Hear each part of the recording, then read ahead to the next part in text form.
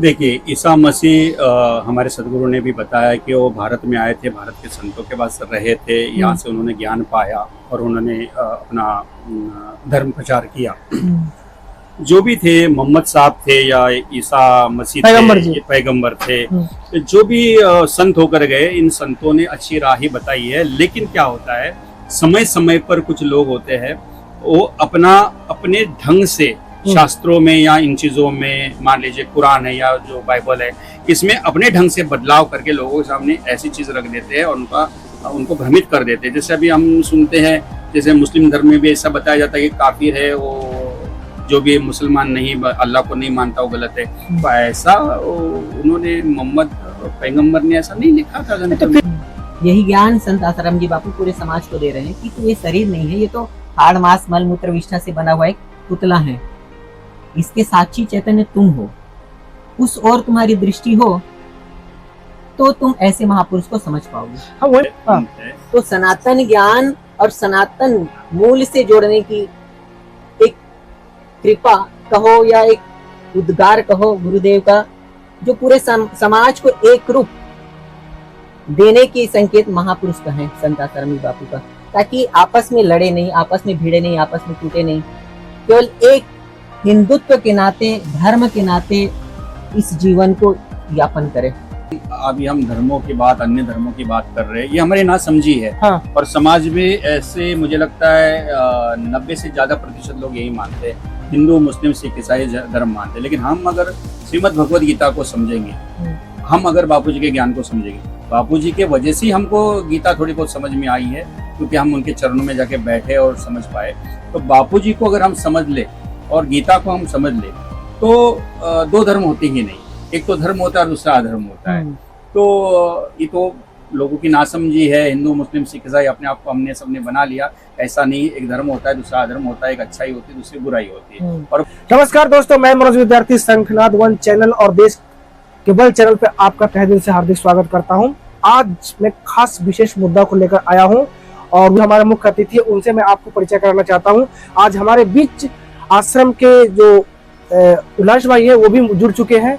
और उल्लास भाई, आपको तहे दिल से सबसे पहले आप मेरे चैनल में समय निकाल कर आए, इसके लिए आपको कोटि कोटि वंदन। और दूसरा जो हमारे प्रवक्ता है, ये हमारे योग विधानसभा समिति से है, अजीत जी, उनको भी मैं कोटि कोटि वंदन करता हूँ। अभी आज मैं जिस मुद्दे पे आपको बात करना चाहता हूँ कि अभी एक मुद्दा जो है लेटेस्ट में बहुत ट्रेंडिंग में चल रहा है। वो मुद्दा ये है कि बापूजी ने बोला कि हिलो डुलो, कब तक सोए रहोगे, कब तक जगे सोते रहोगे, कुछ हिलो डुलो, कुछ करो। तो मैं ये यहाँ पे उल्लास भाई भी मौजूद है और हमारे बीच अजीत भाई भी मौजूद है। मैं इन दोनों से जो राय लूंगा कि ये किस एंगल से इस वाणी को देखते हैं।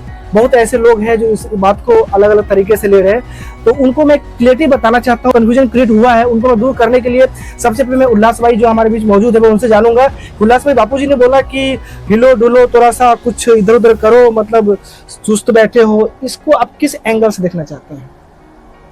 देखो, गुरुदेव का संकेत, हर महापुरुष का समय समय पर जो संकेत मिला है वो साधकों के हित के निमित्त है और सूक्ष्मदर्शी साधक इस बात को समझ सकते हैं। क्योंकि महापुरुषों का संकेत, जिसको कहते हैं ना कि महापुरुषों की बात बात में बात, तो ये भी संकेत हम सभी साधकों के लिए और पूरे देशवासियों के लिए संकेत ही है, जिस मार्ग को अपनाकर भक्त और साधक सही मार्ग पे चल सके।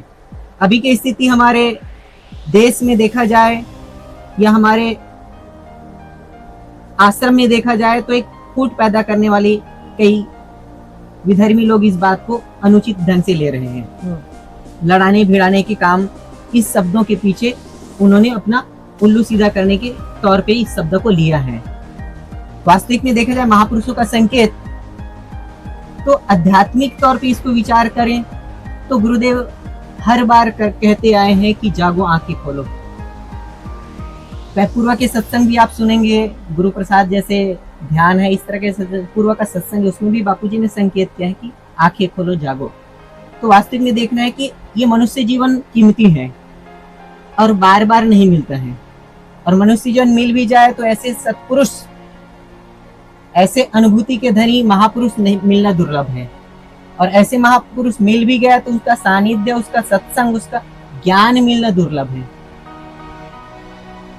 और वो सब चीज मिल जाते हैं, उसके बाद ऐसे महापुरुषों के सानिध्य के सेवा मिलना अति दुर्लभ है।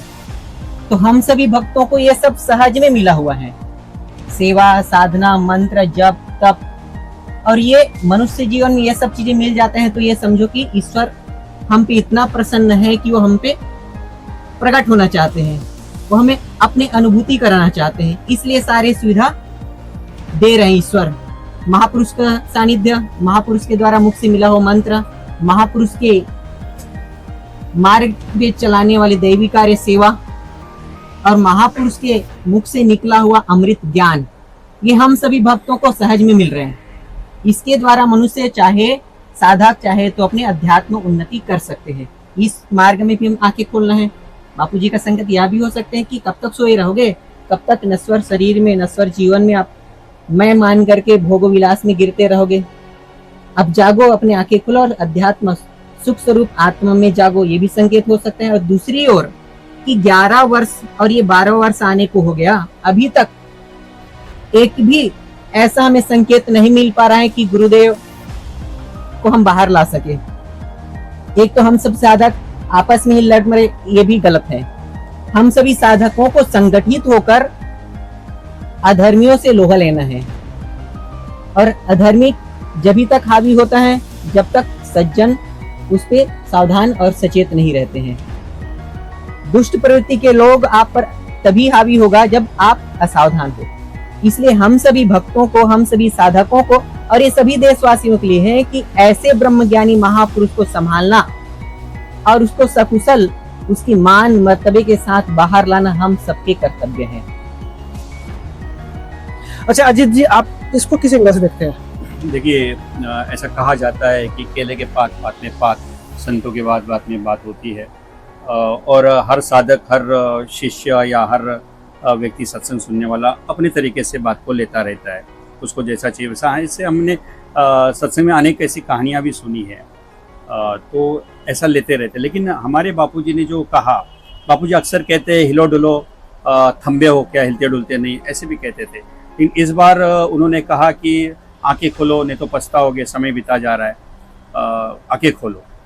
तो अभी जैसे उल्लाह जी ने कहा कि इसको हम जैसे ले वैसे है, जैसे कि समय हो बीता जा रहा है, मनुष्य देह 84 लाख होने के बाद मिलता है, और इस मनुष्य देह में अगर हमने अपना काम नहीं बनाया, हमने अपने आप को प्राप्त नहीं किया, ईश्वर प्राप्ति नहीं की, तो पछताओगे, ये भी है। और दूसरा, बापूजी ने सत्संग में कहा है कि अन्याय करने वाला से अन्याय सहने वाला दुगना पापी होता है। तो हमारे बापूजी भी जो अभी 11-12 वर्षों से जेल में है, वो उन पर अन्याय नहीं हो रहा है, ये अन्याय हम पर हो रहा है। जैसे कृष्ण ने अर्जुन को सारी गीता सुनाई और बोला अर्जुन अब तू लड़, तुझे धनुष उड़ाना है। कृष्ण ने धनुष बाण नहीं उठाया, कृष्ण लड़ने नहीं गए, कृष्ण ने सिर्फ गीता सुनाई। वैसे हमारे बापूजी ने पिछले 55 वर्षों से जो देश की सेवा की, हम सबको जो ज्ञान दिया है, उसमें बापूजी ने ये बताया कि अधर्म सहने वाला अधर्म करने वाले से ज्यादा अपराधी है, तो वो हम है। तो और 12 साल होते हैं और बापूजी को कहीं भी पैरोल नहीं मिलती, बेल नहीं मिलती, उपचार नहीं मिलता। इन और भी हम इसको संकेत को हम समझ सकते हैं, और हमें कुछ ऐसा करना चाहिए कि बस हो गया, अभी अन्याय बहुत हो गया। एक निर्दोष संतों पर जो अन्याय हो रहा है उसको कहीं ना कहीं हमको हमना रोकना होगा। और इसके लिए अभी जैसे उल्लाह जी ने कहा कि लोग इसका अलग अलग मतलब उठाते हैं और अलग अलग आश्रम के खिलाफ या साधकों को आपस में लड़ाने का कार्य करते हैं, तो ये साजिश हमारे साथ पहले से हो रही है। जैसे हम आपकी एक वीडियो में मैंने ये भी कहा कि बापूजी को जेल में डालना उनका सफलता पूरी नहीं है, वो 10 या 20% सफल हुए। उनको आश्रम बंद करवाने थे, साधकों को आपस में लड़ाना था और ये हम सबको तोड़ना था, और वो सफल नहीं हो पाए। तो ये प्रयास अभी भी चल रहा है। अभी भी बापूजी की कोई भी बात हो या आश्रम की कोई भी बात हो या किसी की भी कोई बात लेकर उसका फायदा उठाकर हम सबको भिड़ाने का प्रयास किया जाता है। लेकिन सभी साधकों को मुझे ये कहना है कि पंचामृत में गुरु भक्ति योग में लिखा है कि साधक शिष्य जब आपस में लड़ते हैं तो पीड़ा गुरु को होती है। तो गुरु को पीड़ा नहीं होनी चाहिए, हमको आपस में लड़ना नहीं चाहिए। हमारे आपस में मतभेद हो सकते, होते ही है, सब क्या एक राय एक मकसद नहीं हो सकता। जैसा देश भी आजाद हुआ तो गांधी जी का उपोषण लोगों को पसंद नहीं था, या किसी को भगत सिंह का हथियार उठाना पसंद नहीं था, पर सब तरह के लोगों ने लड़ा, तब जाके देश आजाद हुआ। वैसे ही आज आश्रमवासी जो अपने मार्ग पे चलते हैं उनको चलने दीजिए, बाहर हम साधक जैसे चलना चाहते हैं वैसे चले, आपस में हमारे मतभेद हो जरूर हो, लेकिन जब गुरु की बात आती है, बापूजी की बात आती है, तो हम सबको एक होकर लड़ना चाहिए। आपस में लड़ना कि हमको शोभा बिल्कुल भी नहीं देता, और लड़ाने वाले से हमको सावधान होना चाहिए। अच्छा, मैं एक सवाल और पूछना चाहता हूँ। बापूजी बहुत पहले भी आगाह किए थे, बहुत ऐसी कुछ बापूजी ने बातें बोला था जो शायद मुझे लगता है कि उस समय लोगों ने नोटिस नहीं किया इसको। जैसे बापूजी ने बोला था कि हमारे संस्था के ऊपर ऐसा ऐसा सब होने वाला है, मैं जेल भी जाऊंगा। बहुत से सत्संग के माध्यम से मुझे किसी ने बताया कि मैं जेल भी जाऊंगा, ऐसे ऐसे संस्था के ऊपर आंच भी आने वाली है। तो क्या उस समय साधक जो तो सजग नहीं हो पाए थे? देखिए, साधक अपने मनोदशा के हिसाब से उसकी यात्रा होती है। महापुरुष तो संकेत करते हैं, पर संकेत को समझने वाले सूक्ष्म बुद्धि चाहिए। और अभी बापूजी ने खुले तौर पे संकेत हम सबको दिया है, तो हम सभी साधकों को सजाग होना चाहिए। अब हर मनुष्य का मत अपना है, पर जहाँ धर्म की बात होते हैं, जहाँ सदगुरु की बात होते हैं, जहाँ गुरु की बात होते हैं, तो वहां पे सभी साधकों के एकजुट होना अति आवश्यक है।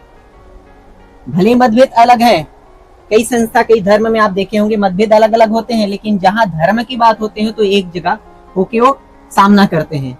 वैसे हम सभी साधकों को एकजुट होकर अभी कड़ा निर्णय, कड़ा विचार रखना है, समाज के बीच में और देश के बीच में और राज्य के बीच में, धर्म के बीच में।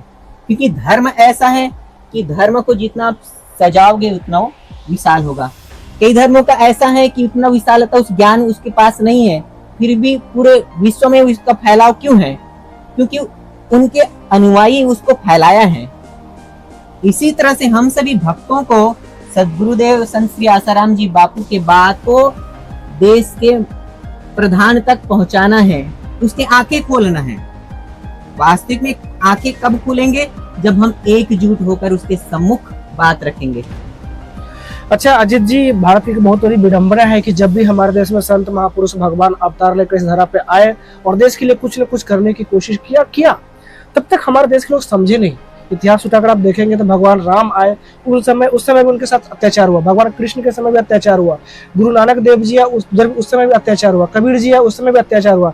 आज संत श्री आसाराम बापू जी आए हैं तो वो भी अत्याचार आज भी हो रहा है। साईं बाबा थे, साईं बाबा को यहाँ के मराठा लोग दिए जलाने के लिए तेल तक नहीं देते थे, लेकिन आज पूरी दुनिया उसको मंदिर बनाकर पूजती है।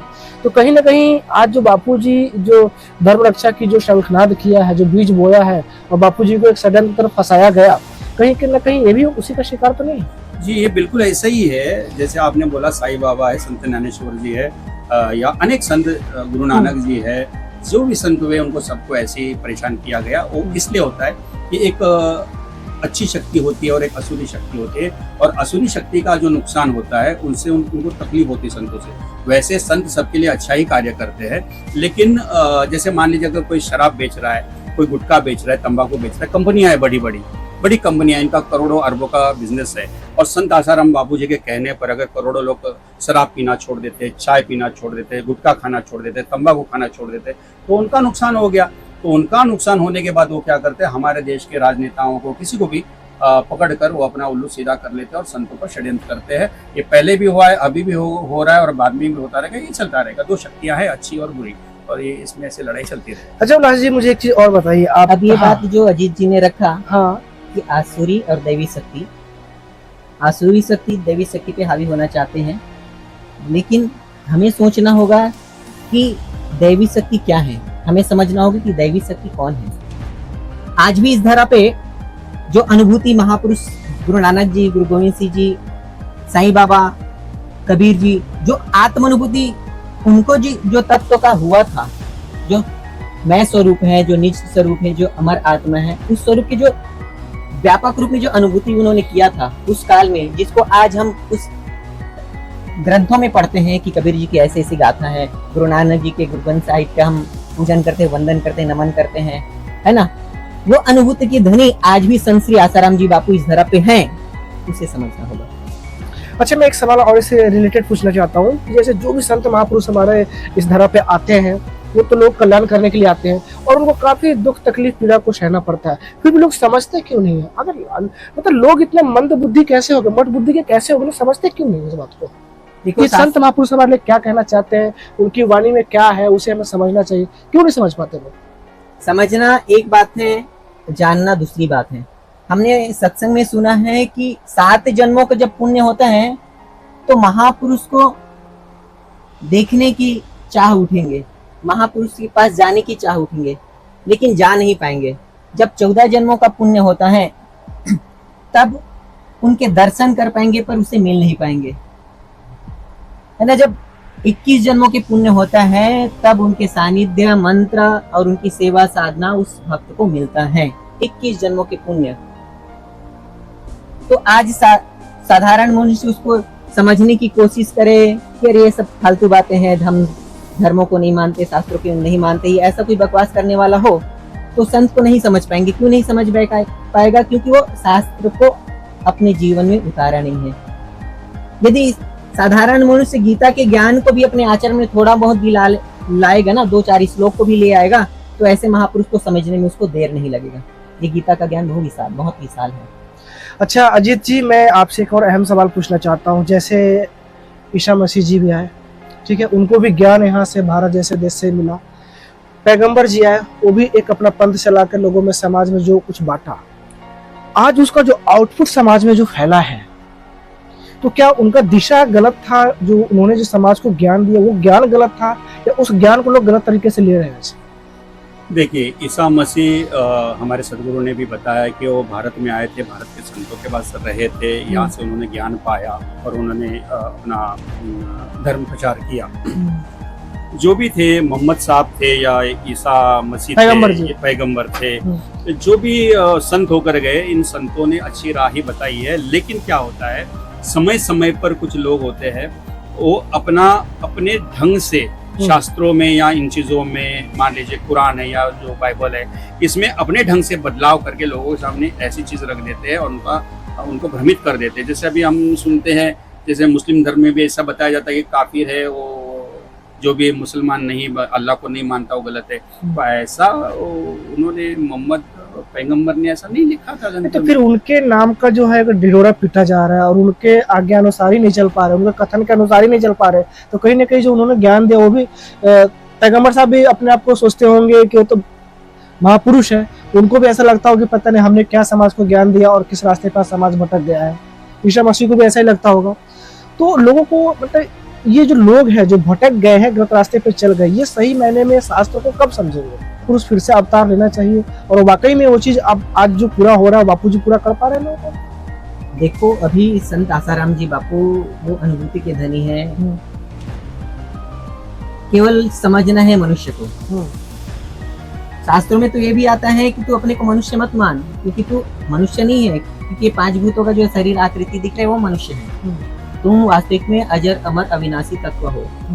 यही ज्ञान संत आसाराम जी बापू पूरे समाज को दे रहे हैं कि तो ये शरीर नहीं है, ये तो हाड़ मांस मल मूत्र विष्ठा से बना हुआ एक पुतला है। इसके साक्षी चैतन्य तुम हो।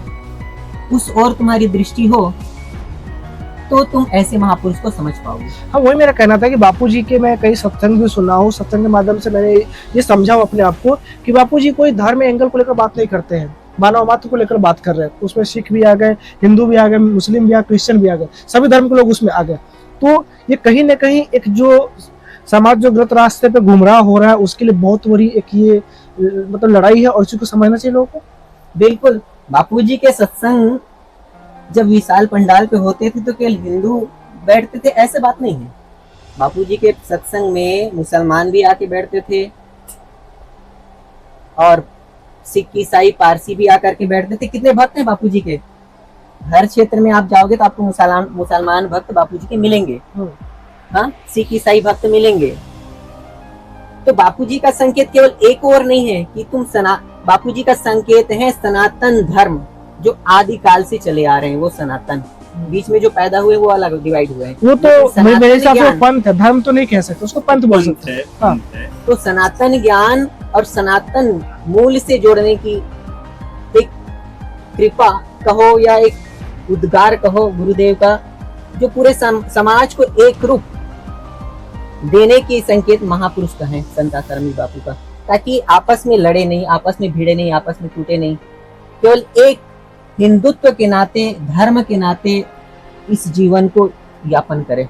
एक बात मैं आपको अलग से कहना चाहूंगा, एक अलग ही बात है। हाँ। जैसे आपने कहा ना हिंदू मुस्लिम सिख ईसाई, तो हमारे बापूजी कहते हैं हिंदू मुस्लिम ईसाई।